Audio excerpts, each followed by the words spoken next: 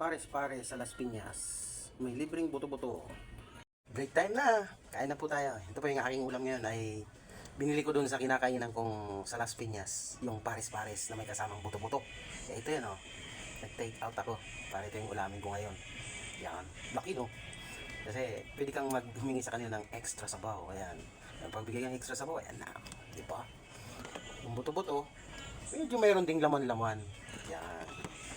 Tapos may kasama na sa mga taba-taba. Yan, o. Sarap na ito. Kain po. Hindi pa rin nagbabagong lasa. Masarap. Yung sabaw, yung pinagkuluan ng buto-buto, lumasa na dito. Kaya ang sarap. Nagkuha na yung sinangag nila doon. 3 order. Nag-extra rice ako ng 2. Yan, kaya madami siya. Kain po tayo.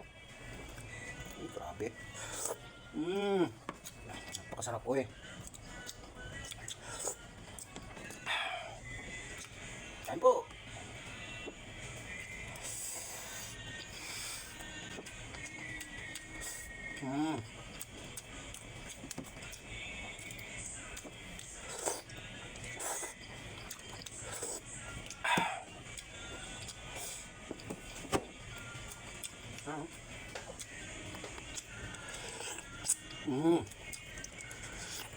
Pwede na.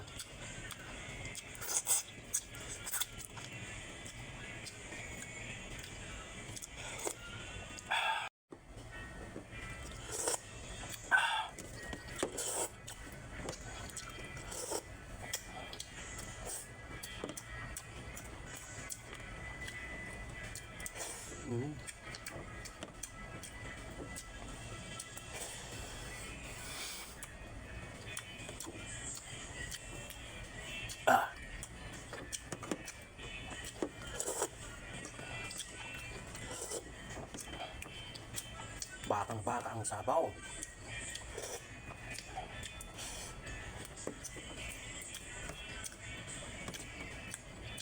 Pero meron din doon sa kanila, nakita ko.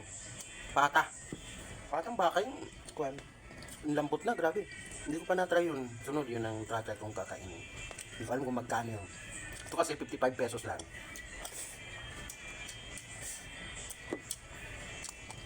May libre na siyang buto-buto.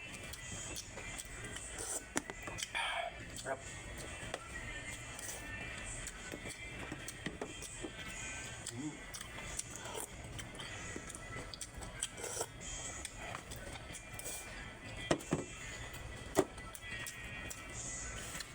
Ang gusto ko lang sa pares-pares nila doon sa Las Piñas, hindi siya malapot. Hindi malapot. Kaya ang sarap higupin ang sabaw.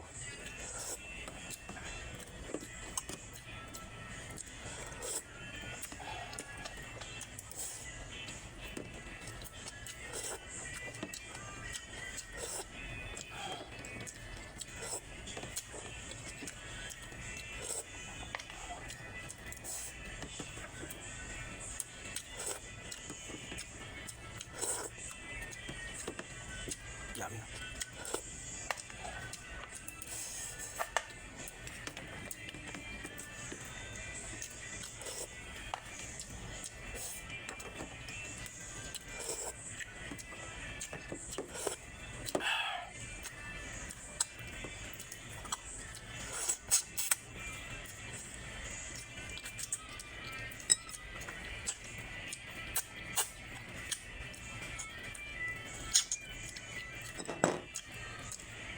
Kahit sipsipin mo yung kuwan ng buto, yung mga balat-balat niya sa mga litid-litid niya, natatanggal kahit sipsipin mo kasi sobrang lambot.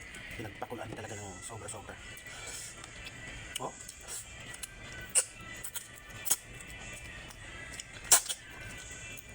Sarap.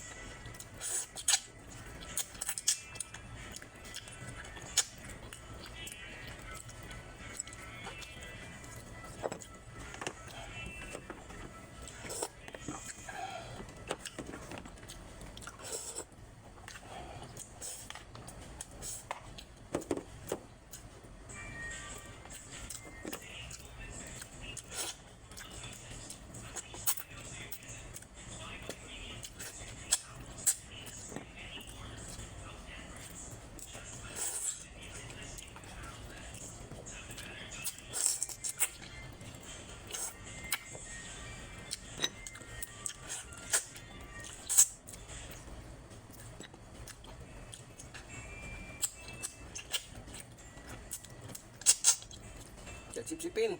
Dalang-dala yung litid niya.